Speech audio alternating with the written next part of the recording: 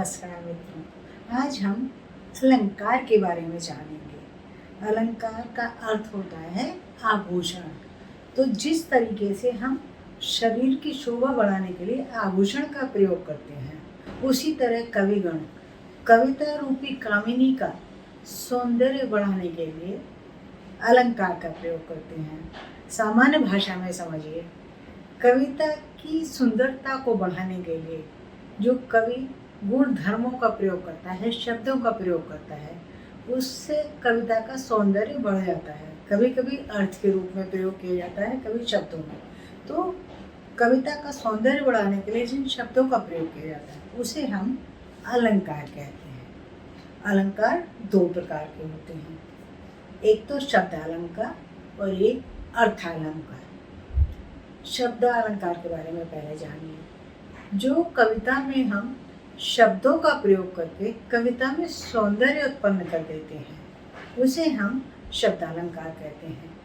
एक इसकी विशेष बात यह है कि हम कविता में उन शब्दों को बदल नहीं सकते, क्योंकि कविता में जाकर हम उसका पर्यायवाची शब्द लगा देंगे तो उस कविता की सुंदरता खत्म हो जाएगी।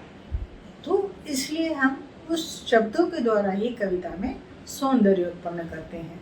जैसे एक उदाहरण बताती हूँ।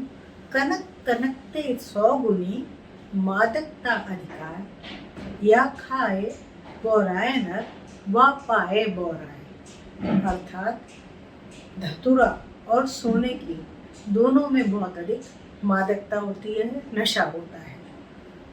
तो कनक कनक का दो अर्थ जो है, एक का अर्थ है सोना और एक का अर्थ है धतूरा। तो कनक कनक की जगह अगर हम धतूरा शब्द यूज़ करें या सोना यूज़ करें तो उन शब्दों की सुंदरता खत्म हो जाएगी।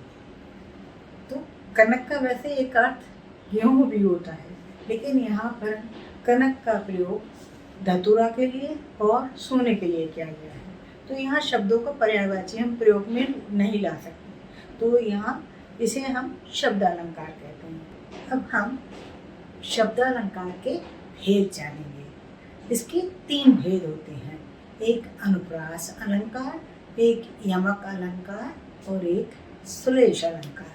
तो सबसे पहले हम अनुप्रास अलंकार के बारे में जानेंगे। अनुप्रास अलंकार तब होता है जब किसी शब्द की, किसी अक्षर की पुनरावृत्ति होती है, किसी वर्ण की पुनरावृत्ति होती है, यानी कि एक अक्षर को हम कविता में बार बार प्रयोग में लाते हैं, तब ये अनुप्रास अलंकार होता है। जैसे रघुपति राघव राजा राम, पतित पावन सीताराम।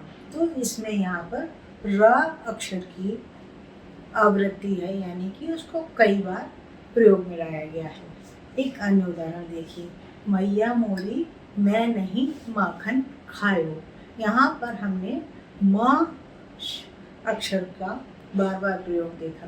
तो ये बार बार प्रयोग होने पर, आवृत्ति होने पर, जिसे हम कहते हैं आवृत्ति होना, तो वर्ण की आवृत्ति होने पर अनुप्रास अलंकार होता है। अनुप्रास अलंकार का एक अन्य उदाहरण देख लेते हैं।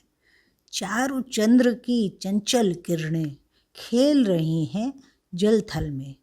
इसमें च वर्ण की आवृत्ति है, अतः यह अनुप्रास अलंकार है। अब हम जानेंगे यमक अलंकार के बारे में।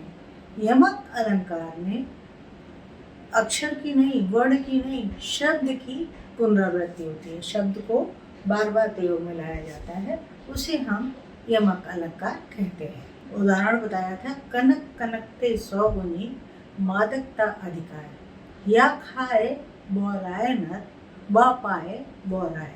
इसका अर्थ होता है कि धतूरा और स्वर्ण दोनों में ही नशा होता है, मादकता होती है। धतूरा तो खाने पर आदमी को नशा आता है, लेकिन सोना केवल पा जाने पर, मतलब बहुत अधिक धन पा जाने पर आदमी भौरा जाता है, नशे में हो जाता है।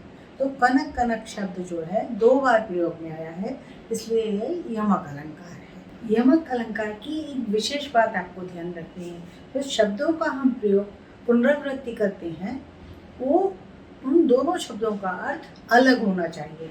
उनका एक ही अर्थ होगा तो यमक अलंकार नहीं होगा। एक अन्य उदाहरण बताती हूँ। 3 बेर खाती थी वो 3 बेर खाती हैं। तो इसमें बेर का मतलब कई बार भी है, बेर फल का नाम भी है। तो यहाँ पर बेर शब्द जो प्रयोग में लाया गया है तो उसका अर्थ अलग अलग है। तो ये भी यमक अलंकार का उदाहरण है। अब हम यमक अलंकार का एक अन्य उदाहरण देख लेते हैं। रति रति शोभा सब रति के शरीर की। यहाँ रति का अर्थ है तनिक तनिक, रत्ती भर कहते हैं ना, जैसे रति रति शोभा मतलब तनिक तनिक शोभा। और दूसरा रति का अर्थ है कामदेव की पत्नी, मतलब कामदेव की पत्नी रति की शोभा तनिक तनिक हो रही है। तो यहाँ यमक अलंकार है। एक अन्य उदाहरण, नगन जड़ाती थी वो नगन जड़ाती है। यहाँ नगन का अर्थ है वस्त्रों के बिनन मतलब नग्न, और दूसरे का अर्थ है हीरा मोती जैसे रत्न। अब हम शब्दालंकार के अगले भेद श्लेष अलंकार के बारे में जानेंगे।